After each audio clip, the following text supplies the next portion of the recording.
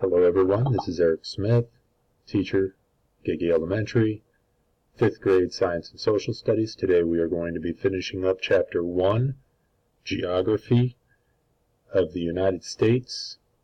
We're going to be doing sections 1.4 and then 1.5. First, let's start off with a picture here showing geographic terms like mouth, where a river ends. Valley is an area between two raised parts of land. Here we have mountains. On this side we have mountains, and through the middle here we have the valley. The source of this river is where it begins, up in the mountains here. This cape is an area of land that goes out into the water. A bay is an area of water that comes into the land.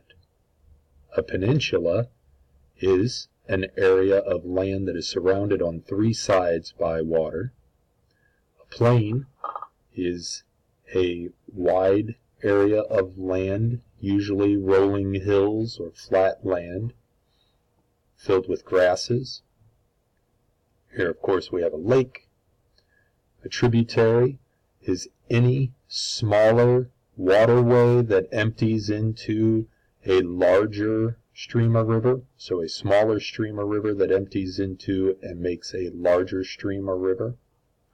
Here we have, you can't see it very well, but it says delta right there. Where the mouth of this river is, we have sometimes lots of sediment deposits that will be brought down this river, and those sediments are deposited here at the mouth of the river, and they create these little pieces of land, little islands, as you will. Here is a gulf, which is a large bay. Here we have the sea, an island, and up above here we have mountain range. 1.4. Using geographic terms for water and landforms. Geographic terms, or names, help us describe different landforms and bodies of water.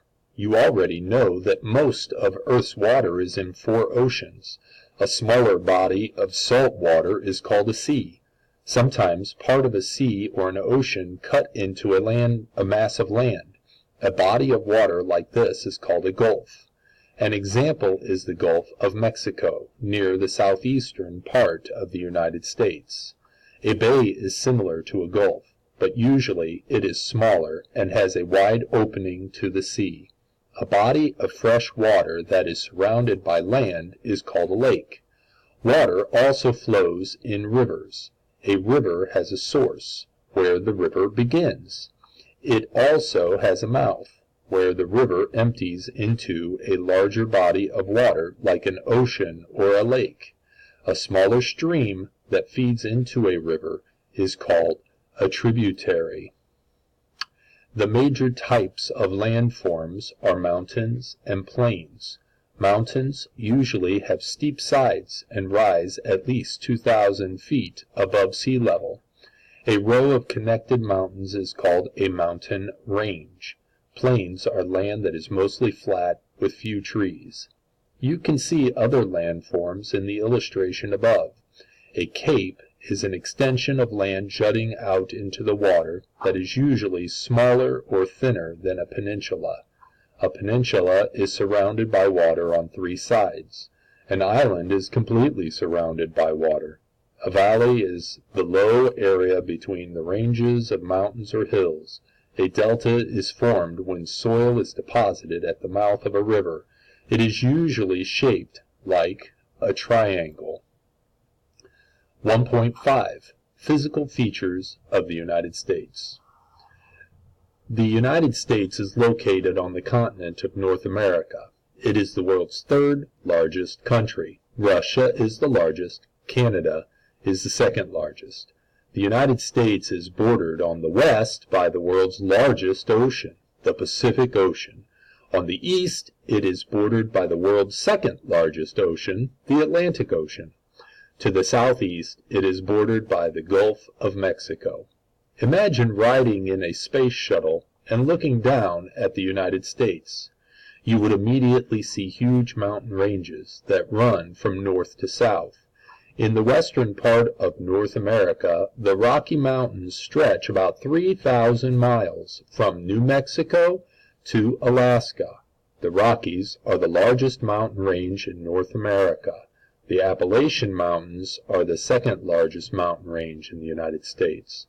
The Appalachians stretch about 1,600 miles across the eastern United States from the St. Lawrence River to Alabama.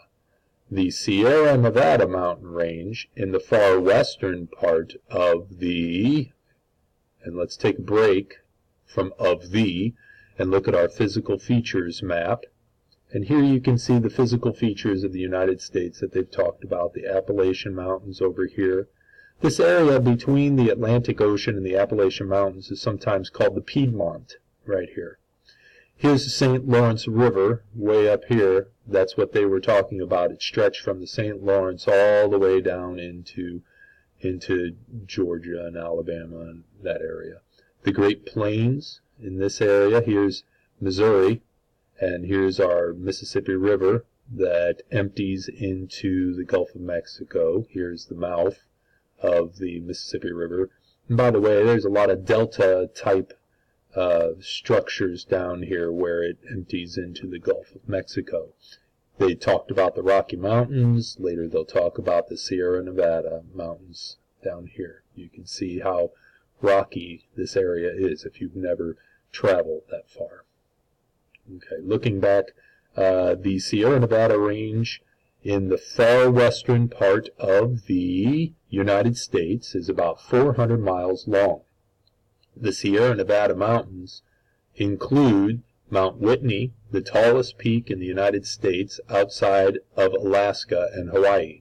While observing Earth from space, you would also see areas covered by huge plains. The largest of these areas is the Great Plains. The Great Plains stretch all the way from Canada to Texas. At one time, they were a huge natural grassland where buffalo roamed. Today, farmers in the Great Plains grow much of the world's wheat. The other large area of flatland is called the Gulf Coastal Plain in the southeast. This land sometimes experiences flooding. The floods bring rich soil down from the mountains, making the land ideal for farming. One of the most striking features of the United States is its system of mighty rivers and lakes.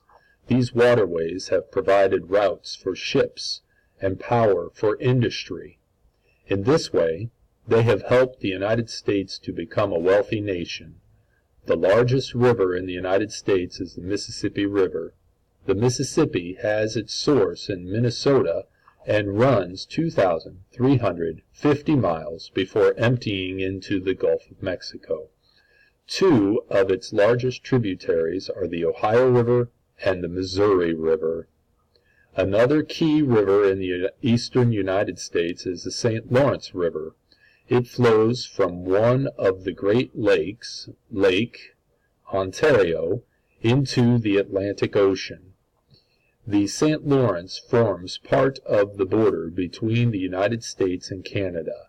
In the south, much of the border between the United States and Mexico is formed by the Rio Grande, Spanish for large river. Finally, the Columbia River is the largest river on the west coast of the United States. It forms part of the border between the states of Oregon and Washington. The Columbia empties into the Pacific Ocean near Portland, Oregon.